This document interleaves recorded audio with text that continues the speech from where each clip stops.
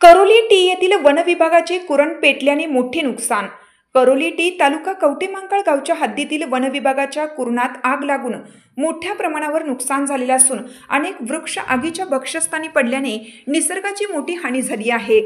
कुरणात आग लागल्यानंतर गावातील तरुणांनी आग आटोक्यात आणण्याचा प्रयत्न केला, परंतु आग आटोक्यात येत नसल्याने कवटेमहांकाळ नगरपंचायतीच्या अग्निशामक विभागाच्या गाडीने कुरणातील आग विझवली।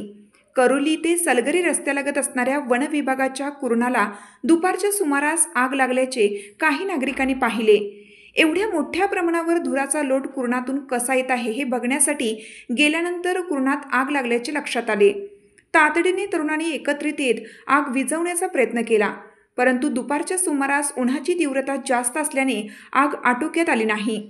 कवटेमहांकाळ नगरपंचायतीची अग्निशामक विभागाची गाडी तातडीने पोहोचल्याने अनेक वृक्षांना